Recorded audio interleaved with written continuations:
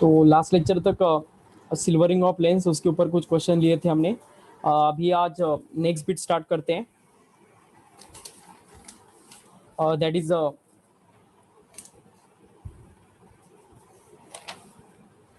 Prism.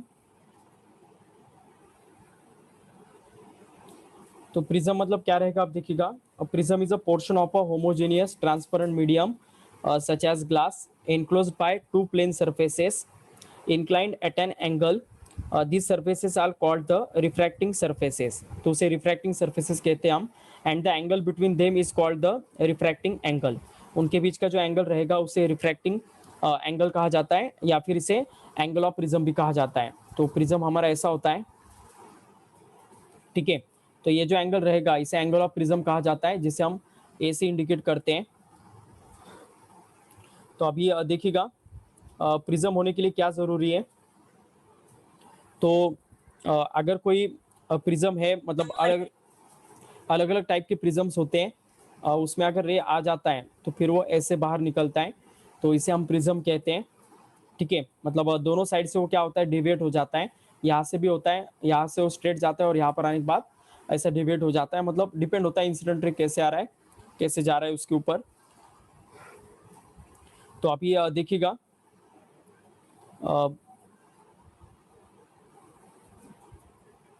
मतलब prism अगर है तो फिर डेफिनेटली ये जो जाने वाला रे है, ये वाला रे, और ये जो ये रे रहेगा, ये दोनों भी रे एक दूसरे को पैरेलल नहीं चाहिए, तभी वो प्रिज्म बोल के एक्ट होने वाला है। अगर वो ऐसे नहीं जाता है और पैरेलल ही निकल जाता है तो फिर उसे हम प्रिज्म नहीं कहेंगे, वो अलग कुछ फिनोमिनन रहेगा। तो कौन सा प्रिज्म है और कौन सा नहीं है, ये पहचानने का एक तरीका होता है कि रे अगर हम पास करते हैं ना, तो जो प्रोजेक्टेड पाथ ऑफ रे रहेगा उसको, अगर हमारा जो इमर्जेंट रे है वो पैरेलल है तो फिर वो प्रिज्म नहीं है।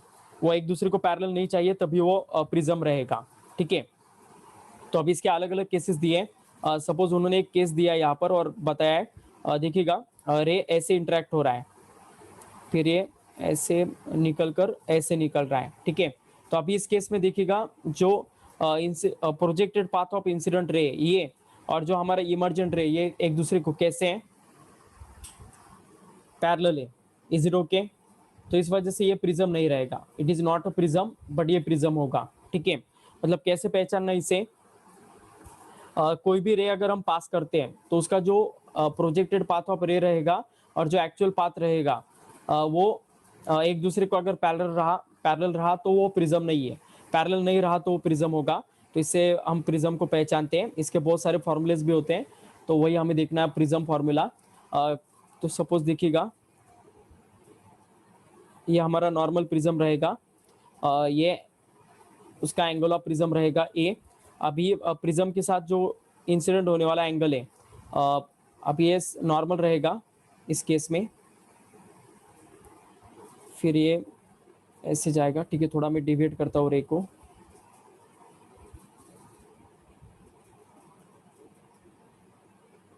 ये हमारा इंसिडेंट रे ऐसा, प्रिज्म की डेफिनेशन एक बार रिपीट करना। ठीक है। लिखो prism is a portion of a homogeneous, prism is a portion of a homogeneous transparent medium such as glass. अंदर का मतलब मीडियम होमोजीनियस चाहिए, उसका डेंसिटी यूनिफॉर्म चाहिए।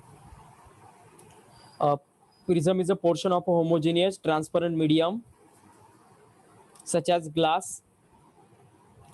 enclosed by a two plane surfaces, enclosed by a two plane surfaces inclined at an angle, inclined at an angle। जो दो plane surface है वो एक दूसरे को इंक्लाइंड होने चाहिए कुछ एंगल से। These surfaces are called refracting surfaces. These surfaces are called refracting surfaces, and the angle between them, and the angle between them, and the angle between them is called the refracting angle, and the angle between them is called the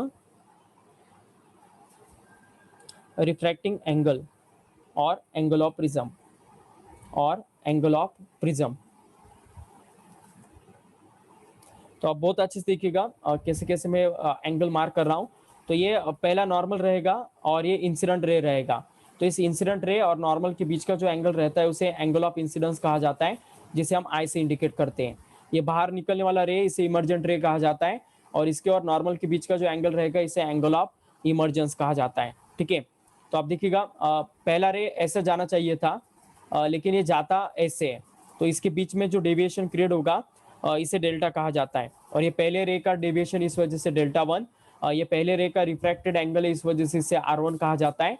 like that ये जो angle रहेगा इसे R2 कहा जाता है। ये से मतलब अंदर में दूसरा रिफ्रैक्शन होने के बाद ये रिफ्रैक्टेड एंगल है R2। ओके, और फिर इसका भी डेविएशन रहेगा जो हम डेल्टा 2 लेते हैं। मतलब ये रे अगर हम ऐसा निकालेंगे तो इसके और इसके बीच का जो एंगल रहेगा फिर ये डेल्टा 2 होगा। ठीक है, तो ऐसे पूरा बीट रहेगा। तो आप ये देखिएगा 4 एंगल बहुत इंपॉर्टेंट होते हैं इसके। सबसे पहला रहेगा एंगल ऑफ प्रिज्म ए, फिर एंगल ऑफ इंसिडेंस, फिर एंगल ऑफ इमर्जेंट, और फिर उसके बाद नेक्स्ट रहेगा angle of deviation. Total deviation जो होगा वो डेल्टा 1 प्लस डेल्टा 2 होगा, पहले केस का डेविएशन प्लस सेकंड केस का डेविएशन। ठीक है, इसे थोड़ा मैं बड़ा करके निकालता हूँ ताकि आपको एंगल ज़्यादा अच्छे से समझ में आ जाएंगे। एंगल समझ में आने को ना, फिर इसके डेरिवेशन इंपॉर्टेंट, मतलब डेरिवेशन नहीं भी दिया तो आपको कुछ ज़्यादा फर्क नहीं गिरेगा। जस्ट ट्रायंगल के एनालॉजी से हम इसका डेरिवेशन करते हैं।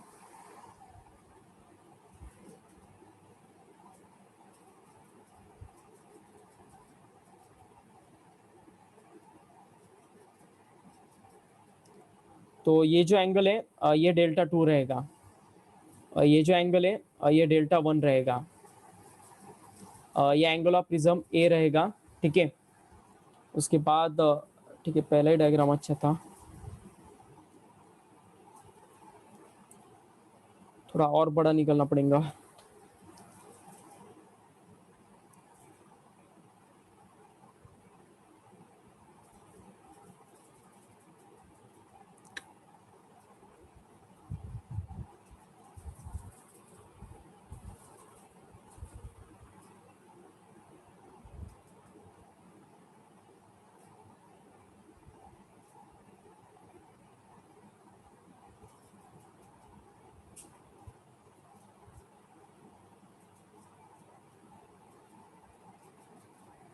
तो देखिएगा जो ये रहेगा ये डेल्टा 1 रहेगा, ये डेल्टा 2 रहेगा, और इन दोनों का एडिशन मतलब रिजल्टेंट डेल्टा रहेगा। ये रहेगा R1, ये रहेगा R2, ये E रहेगा और ये I रहेगा। ठीक है, तो ऐसा ये पूरा बिट रहेगा। अभी इन चारों एंगल्स में एक रिलेशन होता है, वो रिलेशन कुछ ऐसा होता है, A plus delta is equal to I plus E। Okay, ये पहला रिलेशन होगा, याद रखिएगा इसे। मतलब ये इसके डेरिवेशन सॉल्व करते वक्त ये एक इंटरमीडिएट डेरिवेशन आ जाता है उसके बीच में। ओके, ये चारों एंगल में से अगर कोई एंगल नहीं दिया होगा आपको तो उसे निकालने का ये क्वेश्चन रहता है। I plus E is equal to A plus delta. A मतलब एंगल ऑफ प्रिज्म, डेल्टा मतलब एंगल ऑफ डेविएशन, I मतलब एंगल ऑफ इंसिडेंस, और E मतलब एंगल ऑफ इमर्जेंस। ओके, तो फिर जब आपको पता होगा ये I का वैल्यू अगर हम चेंज करते हैं यहाँ से यहाँ तक, ओके, अलग अलग एंगल्स लेते हैं, तो एक पर्टिकुलर एंगल आने के बाद क्या हो जाता है, पर्टिकुलर एंगल आने के बाद I का वैल्यू है ना E के साथ इक्वल हो जाता है। ओके, और ये कब होता है, जब एंगल ऑफ डेविएशन डेल्टा का वैल्यू डेल्टा मीन होता है। ओके, जब डेल्टा का वैल्यू डेल्टा मीन होगा तब I का वैल्यू E हो जाता है।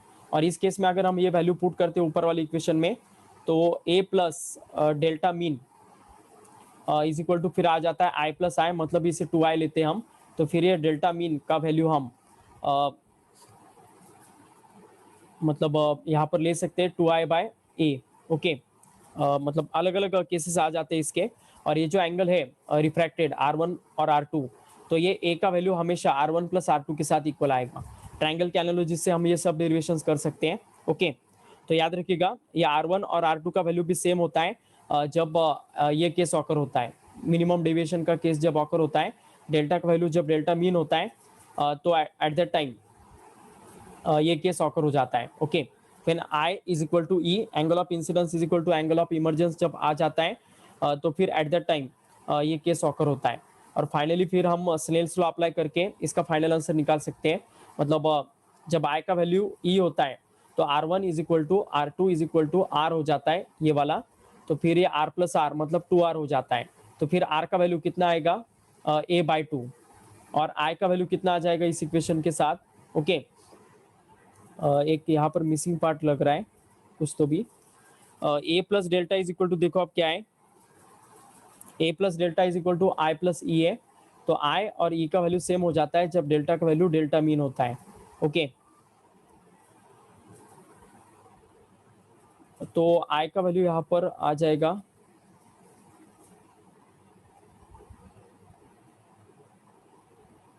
ठीक है। तो ऐसा ये इक्वेशन आने वाला है और फाइनली फिर अगर हम इसे सॉल्व करते हैं तो इसे एंगल ऑफ प्रिज्म का फॉर्मूला कहा जाता है और ये एंगल ऑफ प्रिज्म का फॉर्मूला आ जाएगा sir angle I is equal to angle R E आएगा, तो फिर R1 और R2 सेम हो जाएंगे। हाँ बराबर है। मतलब वो उसी केस में होते हैं पर्टिकुलरली, दूसरे केस में नहीं होता है। ठीक है तो इस केस में हम देखो अब आई का वैल्यू लेते हैं। ये जो हमने केस अभी डिराइव किया था ना 2i मतलब a plus delta mean is equal to 2i है ना। तो फिर इसी को हम रीअरेंज करके i का वैल्यू निकालेंगे। तो i का वैल्यू क्या आएगा फिर a प्लस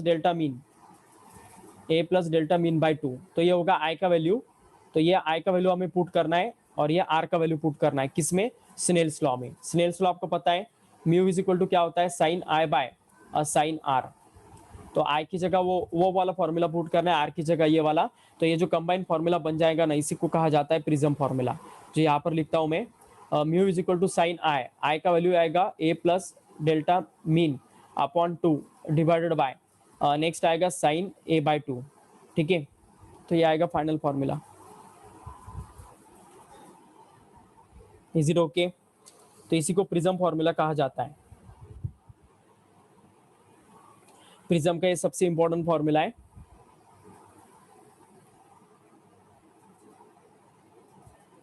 लिख लीजिएगा इसे। मतलब इसका डेरिवेशन भी है लेकिन अभी आपके लेवल में आपको डेरिवेशन करने की जरूरत नहीं है क्योंकि मतलब आपको कुछ बोर्ड के एग्जाम में ये आने वाला है नहीं ताकि आप ये डेरिवेशन करो इसे रफ। ये वाला फॉर्मूला याद रखना, उसके बाद ये इंटरमीडिएट 1 फॉर्मूला। Minute sir. ठीक है ये कंडीशन हमेशा याद रखना। When i is equal to e at the time delta का वैल्यू डेल्टा मीन होगा।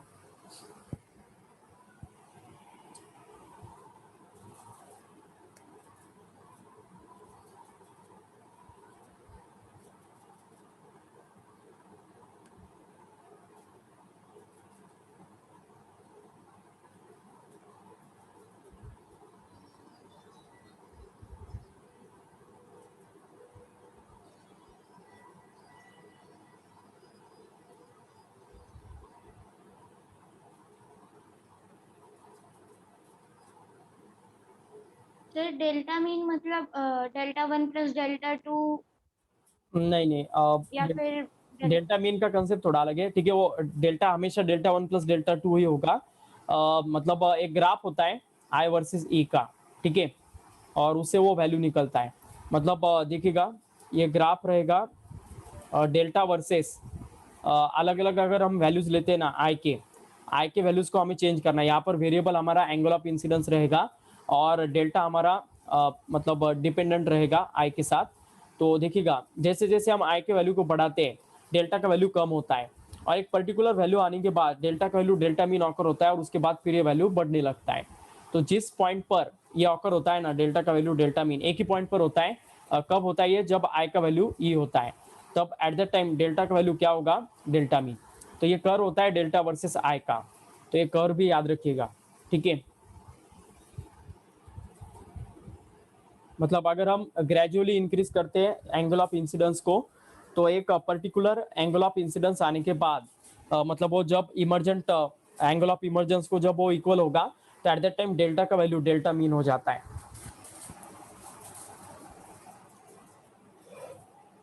ठीक है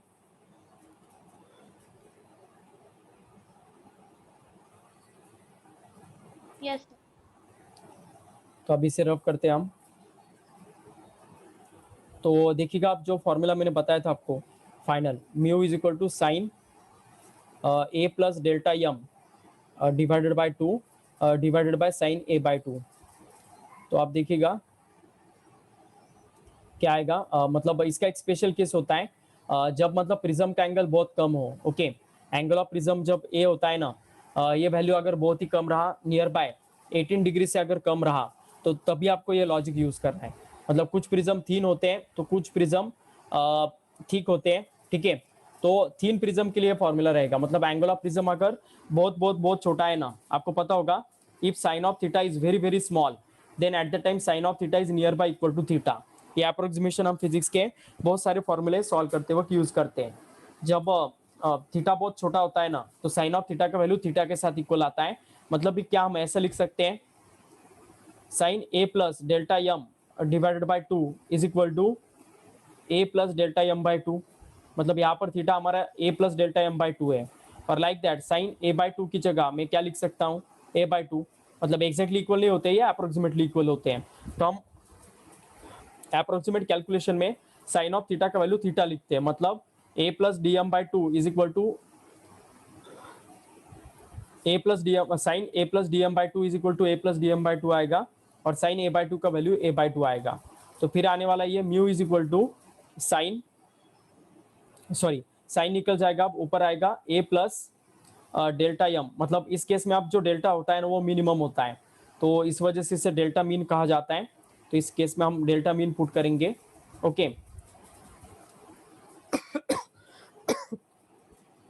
divided by 2 divided by A by 2। तो ये 2 डायरेक्ट कट हो गया, तो फिर ये आ जाएगा mu is equal to A plus delta mean divided by A. तो अगर हम ए से डिवाइड करेंगे उसे तो आएगा 1 plus delta mean by A. Okay, mu is equal to, तो फिर क्या हो जाएगा देखिएगा आप, डेल्टा मीन का वैल्यू हमें निकालना है, तो म्यू माइनस 1 उधर चला जाएगा। तो म्यू माइनस 1 को अगर हम ए से मल्टीप्लाई करेंगे तो फिर वो डेल्टा मीन का वैल्यू मिल जाएगा हमें। तो ये मिनिमम डेविएशन निकालने का फॉर्मूला है, ठीक है। To calculate the minimum deviation we are using this formula when angle of prism is very very small. A का वैल्यू अगर बहुत बहुत स्मॉल रहा, मतलब 18 डिग्री के अगर कम रहा, ओके, लेस देन 18 डिग्री अगर रहा ए का वैल्यू, तो फिर एट दैट टाइम डेल्टा का वैल्यू डेल्टा मीन होगा, ठीक है। आगे समझ में बच्चों, अगर ज्यादा रहा ना 18 डिग्री से 50 डिग्री 60 डिग्री, तो फिर एट द टाइम हमें ये बड़े वाले फॉर्मूले से डेल्टा मीन का वैल्यू निकालना पड़ेगा। फिर एट द टाइम आप नहीं निकाल सकते हो वैल्यू इस शॉर्ट फॉर्मूले से।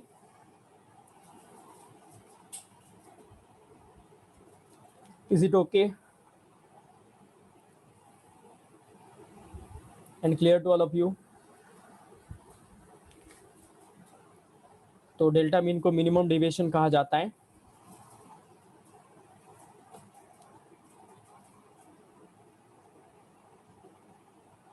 ठीक है, तो इसे रब करता हूं मैं अब।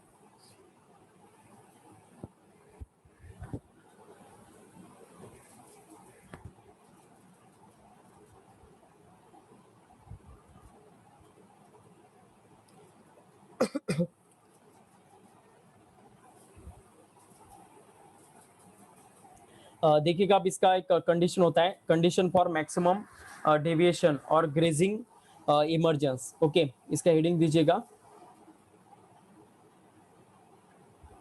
मतलब डायरेक्ट फॉर्मूले इसके याद रखना, शॉर्ट नोट बोल के लिख कर रखना। ओके, देखिएगा ग्रेजिंग इमर्जेंस किसे कहा जाता है, यह हमारा प्रिज्म है। ओके, मिनिमम डेविएशन का केस तो हमने देख लिया। अभी कुछ एक पर्टिकुलर एंगल ऑफ इंसिडेंस देने के बाद जिस एंगल ऑफ इंसिडेंस को ग्रेजिंग एंगल ऑफ इंसिडेंस मतलब आईजी कहा जाता है, कि एक पर्टिकुलर वैल्यू आईजी आने के बाद ये रे क्या होता है, उसी पाथ से मतलब रिफ्रैक्ट होने लगता है। ये लेंस का जो साइड है ना, उसी साइड से रिफ्रैक्ट होने लगता है, बहुत मैक्सिमम रिफ्रैक्शन यहाँ पर होता है। और फिर ये जो एंगल ऑफ इमर्जेंस रहेगा ये 90 डिग्री रहेगा इस केस में। तो इस ग्रेजिंग इमर्जेंस के लिए आईजी का वैल्यू कितना चाहिए, हर एक प्रिज्म के लिए उसका वैल्यू फिक्स रहे, और ये वैल्यू निकाला जाता है इस फॉर्मूले से, IG is equal to sine inverse. Okay, sine inverse in bracket under root of mu square minus 1, under root of mu square minus 1 sine A minus cos A. Okay.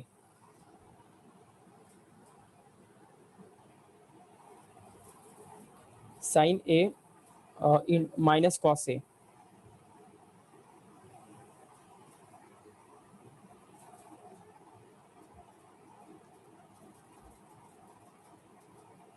ठीक है। तो इस फॉर्मूले से फाइनल आंसर निकाला जाता है। तो ग्रेजिंग एंगल अगर निकालना है, ग्रेजिंग इमर्जेंस, तो ग्रेजिंग इमर्जेंस के लिए sine inverse under root of mu square minus one sine A minus cos A रहेगा, ठीक है। Is it okay?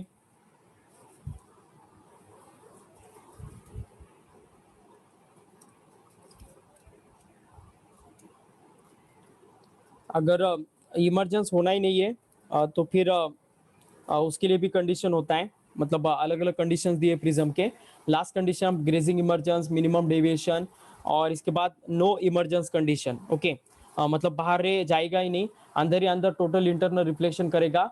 अगर अंदर का जो रे होता है फर्स्ट रिफ्रैक्शन होने के बाद, वो अगर प्रिज्म के साथ इस कुछ ऐसे एंगल से इंटरेक्ट करेगा कि सर 1 मिनट। ठीक है, मैंने रफ कर दिया। तो नो इमरजेंस कंडीशन रहेगा लास्ट।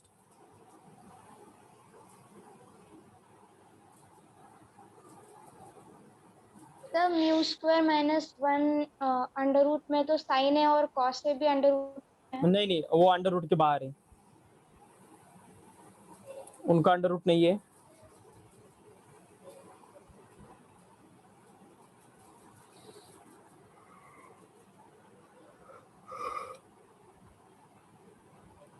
अभी देखिएगा, मतलब रे अगर हम मिनिमम ऐसे अगर पास करते हैं ना अंदर इस लेंस के, और फिर अगर ये रिफ्रैक्शन ऑकर करता है, तो एक पर्टिकुलर केस ऐसा आ जाता है कि जिसमें रे बाहर ही नहीं निकलता है, रिफ्रैक्ट ही नहीं होता है, अंदर ही अंदर क्या करता है, टोटल इंटरनल रिफ्लेक्शन करता है। मतलब ये अंदर वाला रे जब इंटरेक्ट करेगा ना इस प्रिज्म के इनर पार्ट को, तो फिर एट दैट टाइम वो अंदर ही अंदर क्या होने वाला है, फिर से रिफ्लेक्ट होने वाला है, ओके। टोटल इंटरनल रिफ्लेक्शन करने वाला है। इसे नो इमरजेंस कंडीशन कहा जाता है, ओके। मतलब जो इसके लिए जो एंगल ऑफ इंसिडेंस रहेगा वो मैक्सिमम रहेगा, और ऐसे मैक्सिमम आई मैक्स को हम 90 मतलब maximum angle of incidence 90 degree रहेगा, और इमरजेंस भी 90 होता है। ये हमने पिछले केस में देखा था। अभी देखिएगा तो क्या आएगा, इसको अगर हम सॉल्व करते हैं तो टोटल इंटरनल रिफ्लेक्शन अगर ऑकर होना है तो वो कब ऑकर होता है, जब साइन ए बाई टू, मतलब ये जो एंगल ऑफ प्रिज्म रहेगा ए, उसका हाफ एंगल लेना है और उसका साइन वैल्यू लेना है। ये अगर ग्रेटर देन 1/μ रहा, तो फिर इस केस में क्या हो जाएगा, मतलब इसी केस को अगर हम अच्छे से सॉल्व करते हैं, मतलब रीअरेंज करते हैं, 1/μ का वैल्यू ये है, तो म्यू का वैल्यू कैसा चाहिए फिर, लेस देन, अगर 1/sin a/2 रहा, ये केस अगर सेटिस्फाई हुआ, okay, when value of mu is sorry greater than A, mu का वैल्यू अगर ग्रेटर देन रहा,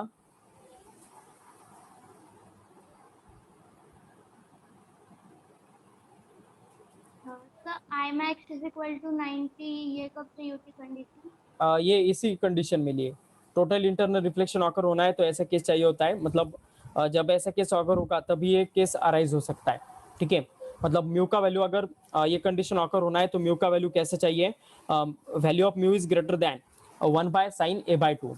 तो ये कंडीशन अगर सेटिस्फाई हुआ तो नो इमरजेंस कंडीशन होगा।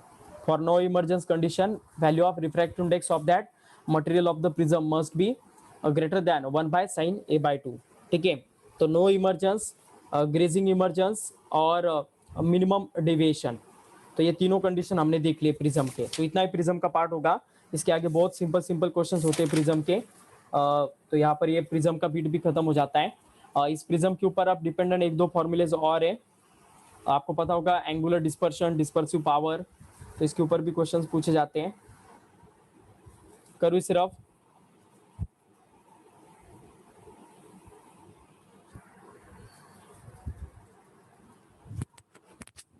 Yes sir.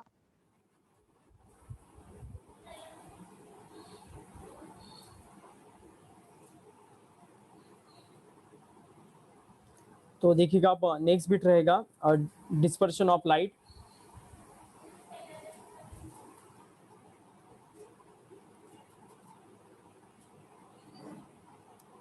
Dispersion of light क्या रहेगा, आप देखिएगा रे डिस्पर्स होता है। डिस्पर्स मतलब क्या होता है, कोई भी प्रिज्म के अंदर अगर हम व्हाइट लाइट पास कर देते हैं तो ये नंबर ऑफ कंपोनेंट कलर्स में क्या होता है, स्प्लिट हो जाता है।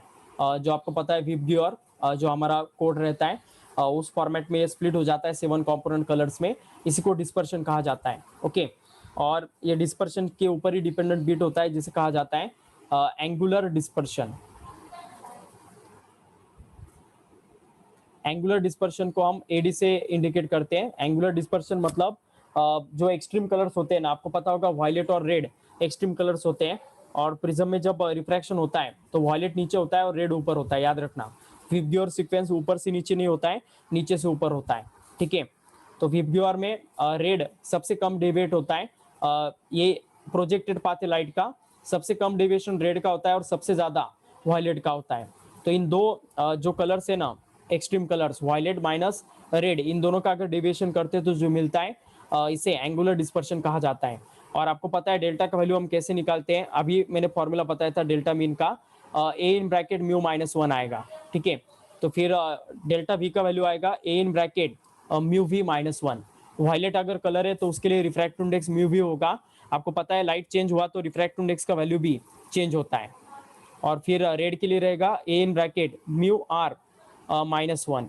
तो फिर अगर हम ए से अंदर मल्टीप्लाई करेंगे तो आएगा A mu V minus A mu R plus A. Okay, तो फिर देखिएगा minus A plus A get cancel, तो ए को अगर हम कॉमन आउट करेंगे तो आएगा mu V minus mu R. तो ये रहेगा एंगुलर डिस्पर्शन, ठीक है। आगे समझ में बच्चों, मतलब एक तो डेविएशन दिया है तो ये वाला फॉर्मूला यूज करना, रिफ्रैक्टिव इंडेक्स दिया है तो ये वाला फॉर्मूला यूज करना। अब इसी के ऊपर डिपेंडेंट एक बीट होता है डिस्पर्सिव पावर, और ये एंगुलर डेविएशन एंगल्स में रहेगा, डिग्री में रहता है। ओके, डिस्पर्सिव पावर मतलब कोई भी लेंस कितना लाइट को सेपरेट करेगा, इसके ऊपर डिपेंडेंट जो पावर होता है लेंस का उसे डिस्पर्सिव पावर कहा जाता है। कोई रे क्या करेगा, मतलब बहुत कम जगह में 7 कलर्स को स्प्लिट कर देगा, तो कोई लेंस क्या करे, मतलब कोई प्रिज्म क्या करेगा, बहुत ज्यादा एंगल में क्या करेगा, 7 कलर्स को स्प्लिट करेगा। ये डिपेंड होता है उसके पावर पर, और उसी पावर को कहा जाता है dispersive power. Okay, the ratio, और ये रेशो होता है डिस्पर्सिव पावर, मतलब इसे ओमेगा से इंडिकेट किया जाता है। Angular dispersion to the deviation of mean colour. Okay, mean colour अब येलो को लिया जाता है, वायलेट और रेड के बीच में जो कलर होता है उसे मीन कलर कहा जाता है, और इस मीन कलर का नाम येलो होता है। ओके, सीक्वेंस वाइज देखा जाए तो ग्रीन आता है, अगर आप नंबर वाइज काउंट करोगे तो बोलोगे कि ग्रीन आता है, लेकिन एग्जैक्टली वो येलो लिया जाता है वेवलेंथ के हिसाब से, ठीक है, और उसके रिफ्रैक्टिव इंडेक्स के हिसाब से। तो delta V minus delta R divided by delta Y, ये जो रेशो रहेगा इसी को डिस्पर्सिव पावर कहा जाता है। ये एक प्योर नंबर होता है क्योंकि ये दो सेम क्वांटिटी का रेशो है। Dispersive power doesn't have any unit, doesn't have any dimension, it depends only on the material. Material dependent constant ये रहेगा। डिस्पर्सिव पावर का डायमेंशन भी कभी कभी एग्जाम में पूछा जाता है, तो याद रखना एट दैट टाइम उसका कोई भी यूनिट नहीं है, ना ही कोई डायमेंशन है, ठीक है। और लास्ट बिट आएगा, देखिएगा मतलब in terms of refractive index अगर हम इसे स्प्लिट करेंगे तो delta V minus delta R, मतलब ये एंगुलर डिस्पर्शन का फॉर्मूला क्या आता है, A in bracket mu V minus mu R आता है, बराबर। और डेविएशन ऑफ येलो क्या होगा इस फॉर्मूले से अगर हम निकालेंगे तो A in bracket mu Y minus 1, तो ए गेट कैंसिल होगा और फाइनली आंसर मिलेगा refractive index of violet minus refractive index of red divided by refractive index of yellow. Okay, -1। लेकिन अब ये प्रॉब्लम ये होता है कि इस केस में ज्यादातर आपको क्या करते हो, येलो का रिफ्रैक्टिव इंडेक्स देते ही नहीं, वायलेट का देते हैं, रेड का देते हैं और पूछते डिस्पर्सिव पावर निकालो। तो अभी आप बोलोगे कि फिर येलो का डिस्पर्सिव पावर कैसे निकालना, तो येलो मीन कलर होने के कारण उसका रिफ्रैक्टिव इंडेक्स भी एवरेज लेना, mu V plus mu R divided by 2 लेना। लेकिन ये कब लेना, जब म्यू वाई का वैल्यू दिया नहीं है, दिया है तो कुछ सवाल ही नहीं है, अगर नहीं दिया है म्यू वाई का वैल्यू तो इस लॉजिक से निकालना। म्यू वी और म्यू आर तो उनको देनी ही है, विदाउट दैट डिस्पर्सिव पावर कभी नहीं निकलेगा, ठीक है। आगे समझ में बच्चों,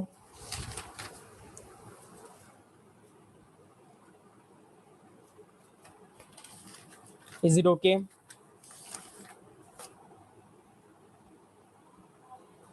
dispersive power and angular dispersion दोनों बिट यहाँ पर मैंने आपको पढ़ाए।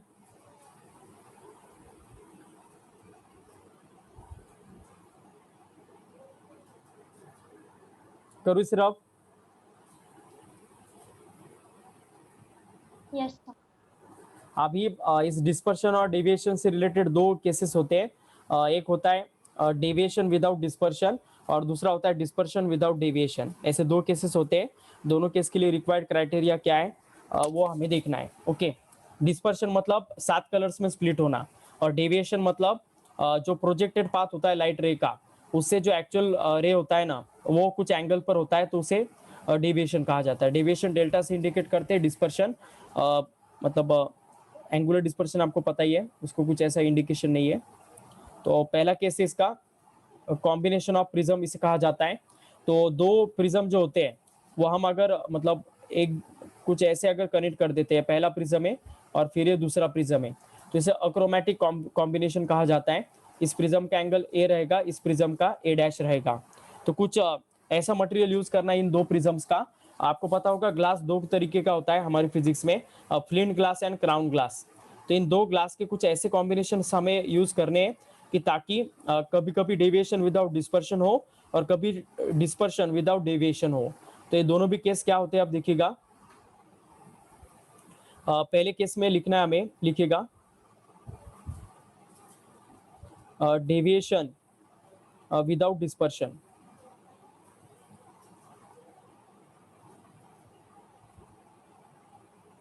Deviation without dispersion, okay. और उसके बाद मतलब इस केस के लिए क्या रिक्वायर्ड क्राइटेरिया देखिएगा। अगर कोई व्हाइट लाइट एंटर करता है इस फर्स्ट प्रिज्म में, तो इन दोनों का कॉम्बिनेशन ऐसा होगा कि पहले क्या होने वाला है, यहाँ पर डिस्पर्शन होने वाला है, रेड ऊपर रहेगा और वायलेट नीचे रहेगा ऐसे।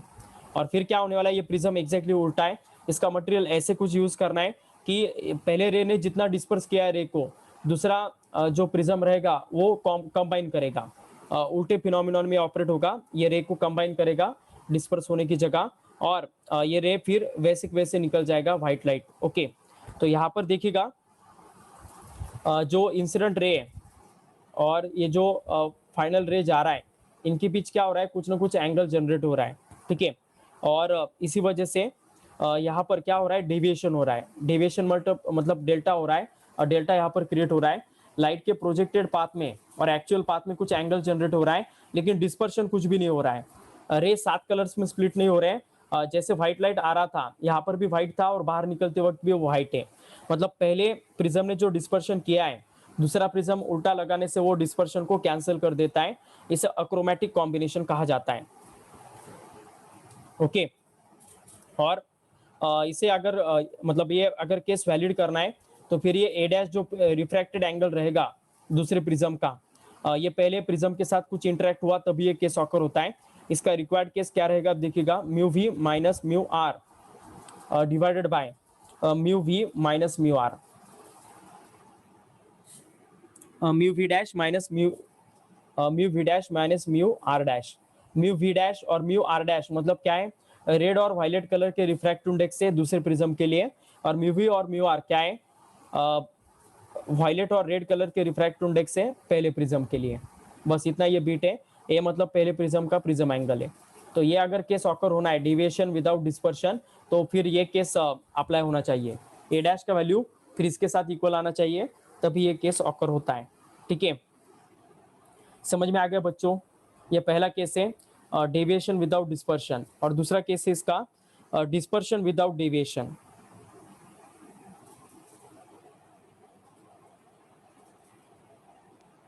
सर, हाँ, जो इंसिडेंट रे और जो इमर्जेंट रे, हमें उन दोनों का एंगल ऑफ डेविएशन निकालना रहेगा, तो वो कैसे निकालेंगे? उनका एंगल ऑफ डेविएशन नहीं, ऐसे केसेस में आपको सिर्फ ये केस पहचानने के लिए आता है, ऐसा एंगल ऑफ डेविएशन नहीं आएगा, ठीक है।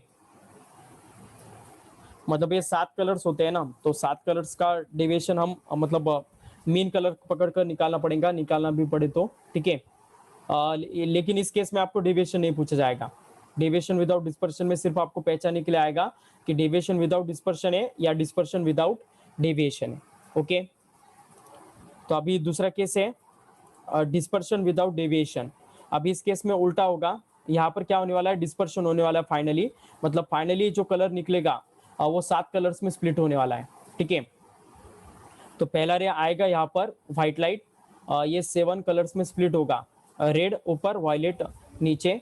और फिर क्या होने वाला है, ये प्रिज्म उसे जैसे आ रहा है वैसे ही क्या करेगा, मतलब और एक बार यहाँ पर रिफ्रैक्शन होने वाला है। और ये जो मीन कलर रहता है ना, ये मीन कलर क्या होता है इस केस में, हमारे इंसिडेंट रे को पैरेलल रहता है।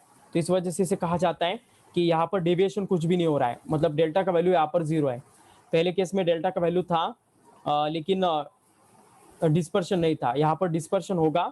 फाइनली जो कलर निकलने वाले हैं वो रेड ऊपर रहेगा और वायलेट नीचे रहेगा। तो ऐसे 7 कलर से स्प्लिट होने वाले, मतलब यहाँ पर डिस्पर्शन हो रहा है लेकिन डेविएशन नहीं हो रहा है। तो ये केस अगर ऑकर होना है तो जो सेकंड प्रिज्म रहेगा उसका angle of prism A dash is equal to mu minus 1 into A divided by mu dash minus 1 होगा। ठीक है, म्यू मतलब पहले प्रिज्म का एंगल ऑफ रिफ्रैक्टिव इंडेक्स रहेगा और म्यू डैश मतलब दूसरे प्रिज्म का। ठीक है, बस इतना ये बीट है। यहाँ पर प्रिज्म लेंसेज सब खत्म हो जाता है, सिर्फ लेंसेज के एप्लीकेशन मतलब ये ऑप्टिकल इंस्ट्रूमेंट्स बचाएं, वो एक सिंपल बीट है, वो कल हो जाएगा। तो कल पूरा रे ऑप्टिक्स खत्म होकर कल ही हम प्रोबेबली वे ऑप्टिक्स भी स्टार्ट करेंगे। ठीक है, वे ऑप्टिक्स में इजी आपको पता होगा जो हमारा बीट है इंटरफेरेंस डिफ्रैक्शन, तो वो पार्ट आता है। तो ये दोनों केसेस अच्छे से याद रखना। यहाँ पर रे ऑप्टिक्स पूरा खत्म हो जाता है हमारा। ठीक है, तो आज के लेक्चर में यही स्टॉप करते हैं, मीटिंग का टाइम भी खत्म होने को आ गया है। तो नेक्स्ट लेक्चर रिमेनिंग पार्ट लेते हैं हम। ओके, कल मैं टाइम आपको बताता हूँ कब रहेगा। उद्या पेपर आहे केमिस्ट्रीचा। ओके, जे कॉलेजचे स्टुडंट आहे त्यांनी अभ्यास करून ठेवा, सर 1 पर्यंत पेपर पाठवतील तुम्हाला। ओके, काही विचारायचं अजून? सर उद्या संडे आहे ना, सोमवारी घ्या ना मग. मग संडेचा असलं तर काय झालं, तुम्हाला दररोजच सुट्ट्या आता, लॉकडाऊनच चालू आहे ना, असं काही असं सर का? पण आमचा अभ्यास नाही झालाय ना सर, सोमवारी घ्या ना. पण मी तुम्हाला आधीच सांगितलेलं होतं ना. असं झालंय का की मी कालच सांगितलं तुम्हाला आणि आजच अभ्यास केला तुम्ही? तुमच्या मनाने काही पण प्रिडिक्ट करता, संडे म्हणल्यावर पेपर नाही, असं कधी होईल का? आपल्या आता ऑनलाईनच पेपर आहे एरवी पण. जसं झालंय तसं अभ्यास करा आणि पेपर द्या. ओके, जेवढं होईल तेवढं द्या, कारण मग पुढचं शेड्यूल आपलं सगळं बिघडून जाईल मग. त्यामुळं जे ठरलेलं आहे ते ठरलेलं आहे, उद्या पेपर द्यावंच लागेल तुम्हाला. ठीक आहे.